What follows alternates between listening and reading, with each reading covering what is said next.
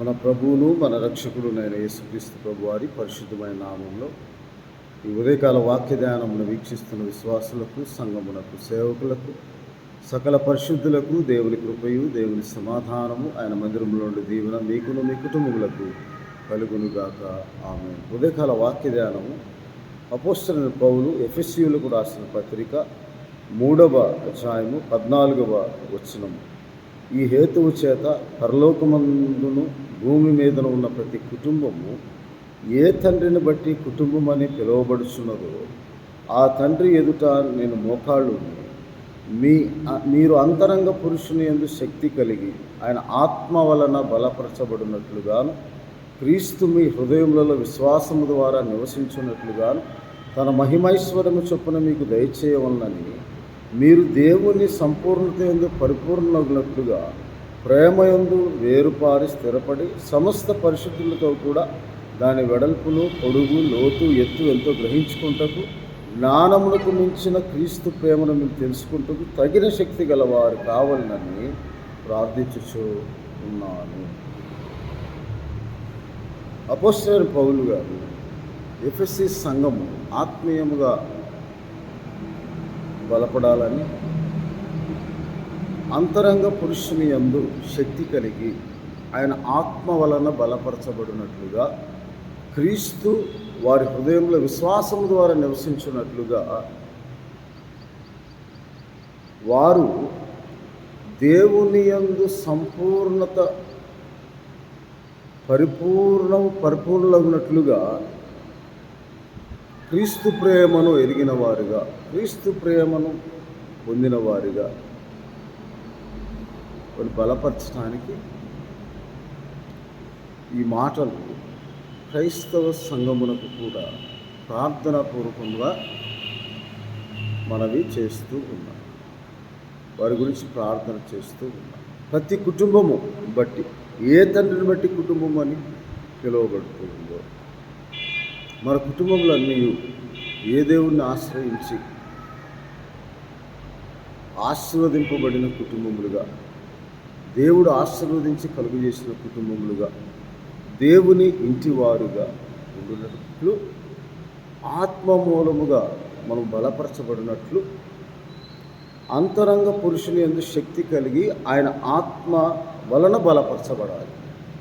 అందువలన ఎఫెసీ పత్రిక 2వ అధ్యాయంలో ఇలాగ దేవుని వాక్యంలో 18వ వచనం, ఆయన ద్వారానే మనము ఉభయులము ఒక ఆత్మయందు తండ్రి సన్నిధికి చేరగలిగి ఉన్నాం. కాబట్టి మీరిక మీదట పరజనులను పరదేశులను కాక పరిశుద్ధులతో ఏకపట్టణస్తులను దేవుని ఇంటి వారై ఉన్నారు. ఎలాగూ దేవుని ఇంటి వారుగా, దేవుని కుటుంబముగా మనం పిలువబడుతున్నామంటే క్రీస్తు యేసే ముఖ్యమైన మూలరాయి ఉండగా అపోస్తలులు, ప్రవక్తలు వేసిన పునాది మీద మనం కట్టబడి ఉన్నాం. ప్రతి కట్టడము ఆయనలో చక్కగా అమర్చబడి, అనగా ప్రతి కట్టడము క్రీస్తు యేసే మూలరాయి అయి ఉండగా, అనగా కొరింథీయులకు రాసిన పత్రికలో ఇలాగూ అపోస్తలుడైన పౌలు గారు క్రీస్తు యేసే మూలరాయి, అనగా నిషేధింపబడిన రాయి, తనకు మూల రాయి ఆయనని దేవుని వాక్యంలో రాయబడి ఉన్నది. అలాగే ఆ మూలరాయి క్రీస్తు, అనగా పునాది అని 1 కొరింథీయులకు రాసిన పత్రికలో ఇలాగ దేవుని వాక్యంలో 3వ అధ్యాయము 11వ వచనంలో, వేయబడిన తప్ప మరి ఒక పునాది ఎవరిని వేయనేరడు, ఈ పునాది క్రీస్తు అని దేవుని వాక్యంలో రాయబడి ఉంది.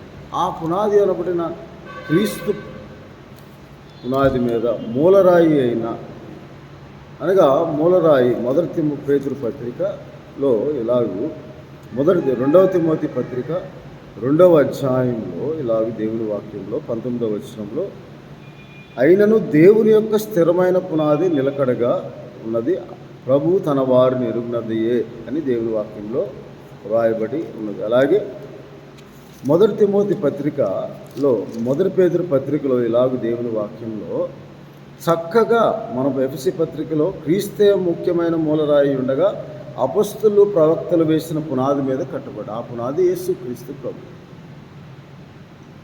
అందువలన ప్రతి కట్టడం ఆయనలో చక్కగా అమర్చబడి అనే మాట, ప్రతి కట్టడం ఆయనలో చక్కగా అమర్చబడటానికి పేతురు రాసిన మొదటి పత్రికలో ఇలాగ దేవుని వాక్యంలో రాయబడి ఉన్నది ఏమని, 2వ అధ్యాయము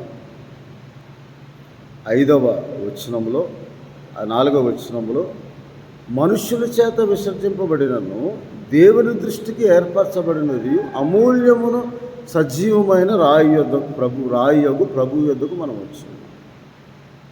ఆ చక్కగా అమర్చబడుట ఎలాగూ అంటే, యేసుక్రీస్తు ద్వారా దేవునికి అనుకూలమగు ఆత్మ సంబంధమైన మందిరముగా మనము సజీవమైన రాళ్ళ వలె ఉండి కట్టబడుచు ఉన్నాము అని. ఇదిగో నేను ముఖ్యమును ఏర్పరచబడినవి అమూల్యమనగు మూల రాతిని సియోనులో స్థాపించును, ఆయన యందు విశ్వాసం ఉంచువాడు ఏమాత్రము సిగ్గుపడడు. ఎందుకనగా 7వ వచనంలో, విశ్వసించుతున్న మీకు ఆయన అమూల్యమైన వాడు, విశ్వసింపిన వారైతే ఇల్లు కట్టువారు ఏ రాతిని నిషేధించుదరో అదే మూలకు తలరాయి అయిను, మరియు అది అడ్డురాయి అడ్డుబండయు ఆయను. కాబట్టి కట్టువారు వాక్యమునకు అవిధేయులై తొట్టిల్చున్నారు, దానికే వారు నియమింపబడితే. కాబట్టి మనం చక్కగా అమర్చబడటానికి మనము అమూల్యమును సజీవమును రాయగు ప్రభువునొద్దకు దేవుని దృష్టికి ఏర్పరచబడినది, మనుషుల చేత వర్షింపబడినప్పటికీ సజీవమైన రాళ్ళ వలె ఉండి ఆత్మ సంబంధమైన మనం చక్కగా అమర్చబడి దేవుని ఇంటి వారుగా క్రీస్తే మూలరాయి ఉండి ఉండగా మనం పునాది మీద కట్టబడిన వారమై ప్రతి కట్టడం ఆయనలో చక్కగా అమర్చబడి ప్రభువునందు పరిశుద్ధమైన దేవాలయం ఒకటకు వృద్ధి పొందుచున్నది.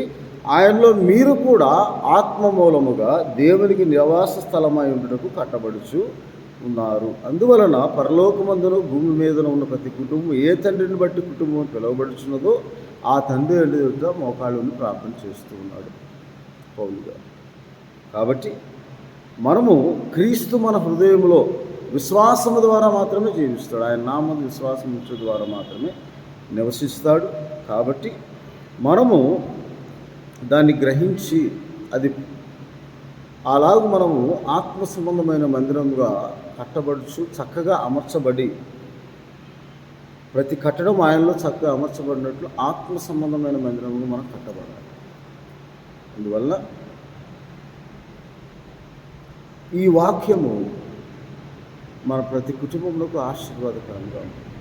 క్రీస్తు అనబడి పునాది మీద కట్టబడినవి యేసుక్రీస్తు ప్రభువారు ఉపమాన రీతిగా లూకా సువార్తలోను మత్తయి సువార్తలోను బండ మీద కట్టిన ఇల్లు గూర్చి రాస్తూ, క్రీస్తు అనబడిన పునాది అనగా ఆయన నామందు విశ్వాసం ఉంచిన వారు ఎలా కట్టబడిన ఇల్లు ఎలా ఉంటుందో లూకా సువార్త 6వ అధ్యాయము 46వ వచనం, నేను చెప్పు మాటల ప్రకారం మీరు చేయక ప్రభువా ప్రభువా అని నన్ను పిలుచుట ఎందుకు? నా యొద్దకు వచ్చి నా మాట విని వాటి చొప్పున చేయి ప్రతివాడు ఎవరిని పోలి ఉండునో మీకు తెలియచేతును. వాడు ఇల్లు కట్టవలనే ఉండగా లోతుగా తవ్వి బండ మీద పునాది వేసిన వాడిని పోలి ఉండును.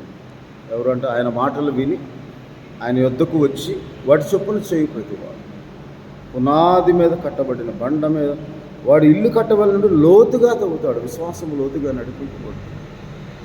బండ మీద పునాది వేసిన వాడు వరద వచ్చినను ప్రవాహం ఆ ఇంటి మీద వడిగా కొట్టినను అది బాగుగా కట్టబడినందున దాన్ని కదిలింపపోయాను. వరద శోధన, సాతాను శోధన, ఇబ్బంది, కష్టము మనలను భ్రమపరిచి మనలను శోధించి విశ్వాసమును తొలగించడానికి అనేకమైన శోధనలు, ఇబ్బందులు లోకము ద్వారా మనుషుల ద్వారా వచ్చినప్పటికీ మనము దేవుని కుటుంబముగా, దేవుని వలన ఆశీర్వదింపబడిన కుటుంబముగా, దేవుని వలన ప్రతి కుటుంబం ఏ తండ్రిని బట్టి కుటుంబం అని పిలువబడుచున్నదో ఇక్కడ లోతుగా తవ్వి బండ మీద పునాది, లోతుగా విశ్వాసం లోతుగా ఉండి క్రీస్తు అనబడిన దేవుని వాక్యమైన పునాది మీద కట్టబడి చక్కగా అమర్చబడి సజీవమైన ప్రతి కట్టడం ఆయనలో చక్కగా అమర్చబడి ఆత్మ మూలంగా దేవుని నివాస స్థలమై ఉండి కట్టబడిన ఆ ఇల్లు ఎన్ని శోధనలు వచ్చినా, ఎన్ని కష్టంలు వచ్చినా ఆ ప్రవాహం ఆ ఇంటి మీద వడిగా కొట్టినది, బాగుగా కట్టబడినది, చక్కగా అమర్చబడి ఆత్మ మూలంగా దేవుని నివాస స్థలమై క్రీస్తు అనబడిన పునాది మీద కట్టబడిన ఇల్లుగా ఉండినప్పుడు ఎన్ని శోధనలు వచ్చినది కదలక కొట్టుకొని పోక స్థిరముగా ఉంటుందని దేవుని వాక్యంలో రాదు.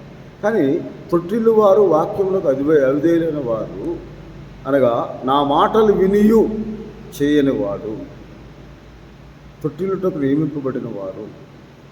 మనం చదువుకున్న మొదటి పేతురు పత్రికలో ఇలాగ దేవుని వాక్యంలో, ఎవరైతే వారికి అడ్డురాయి అడ్డుబండ ఆయనను నిషేధించిన ఇల్లు కట్టువారు ఏ రాత్రి నిషేధించదో అదే మూలకు తలరాయి కట్టువారు వాక్యములకు అవిధేయులే తొట్టిల్లుచున్నారు. వారు ఎవరంట?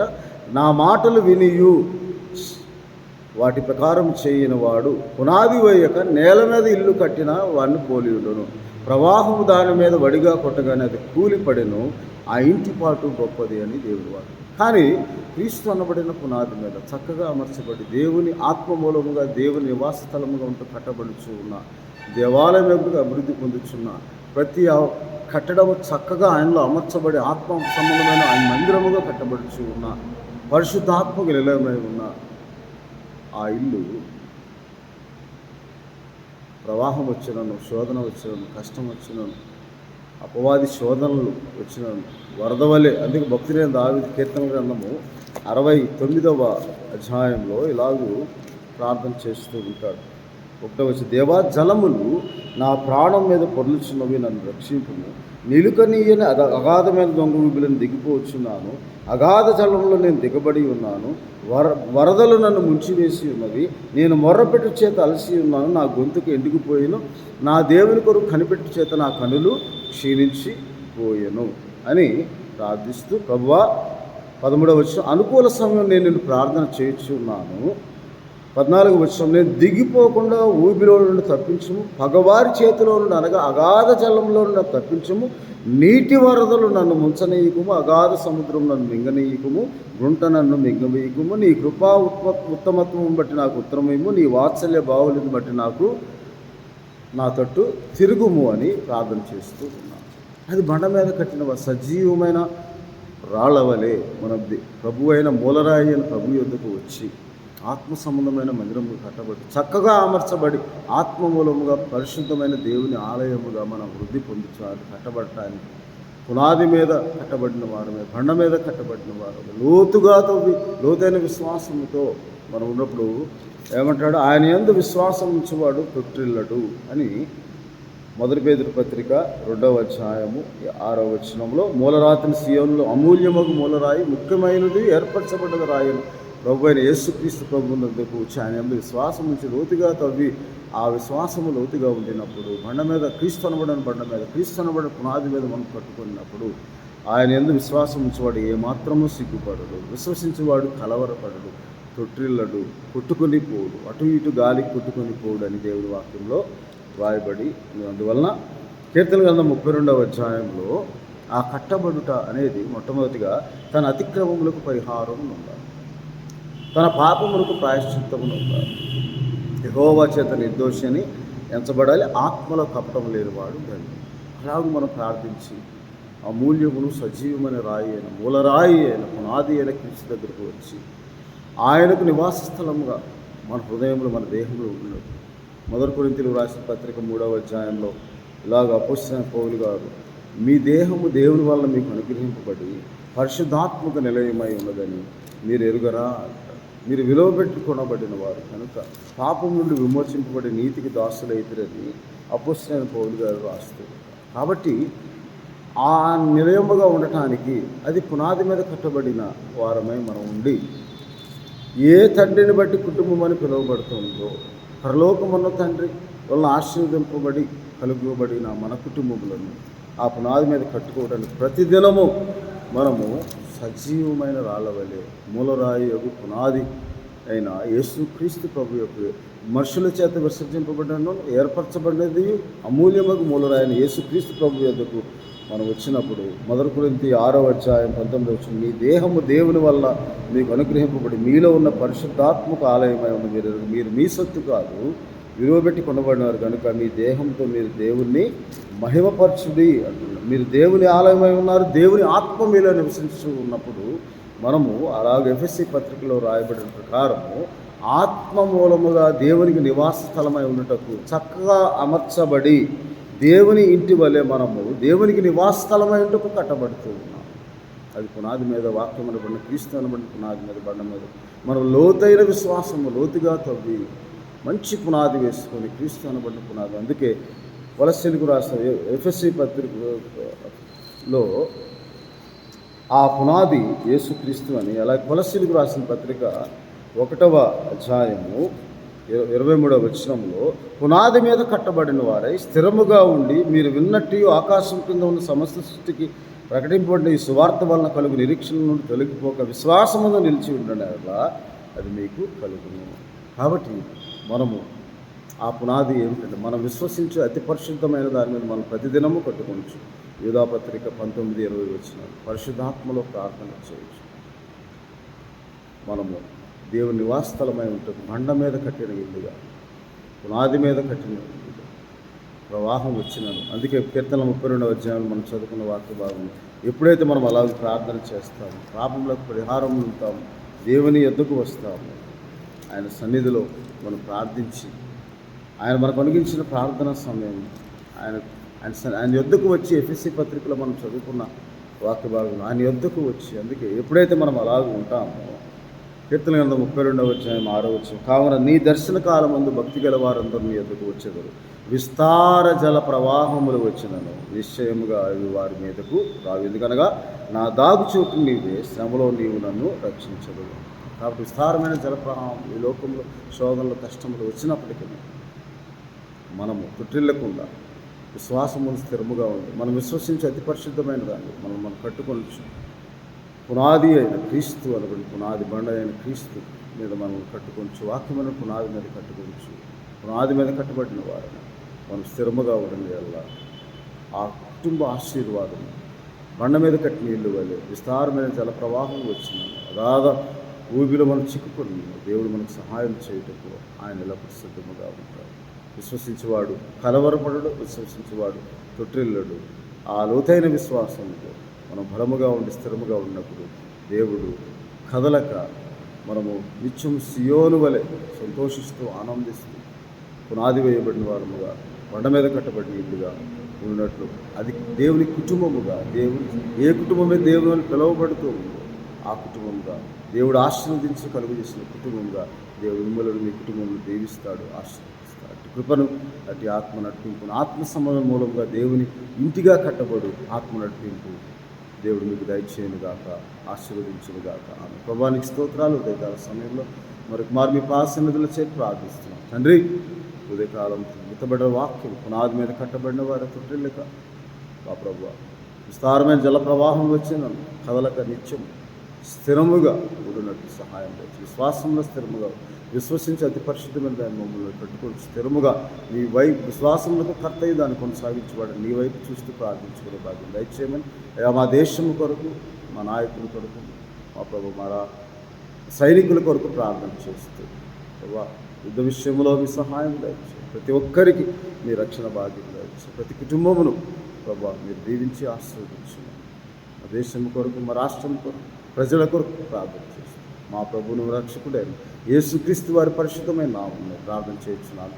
ఆమె తండ్రి దేవుని ప్రేమ, ప్రభువును రక్షకుడైన యేసుక్రీస్తు వారి కృప, పరిశుద్ధాత్మనిచ్చే ఆదరణ, కృపాక్షేమం ఇది మొదలుకొని నిరంతరం మనకును మన కుటుంబముకు, మన దేశపక్షము పోరాడుతున్న సైనికులకు వారి కుటుంబం సదాకాలం దేవుడు తోడై ఉండును గాక. ఆమె దేవుడు మిమ్మల్ని దీవించును గాక. ఆమె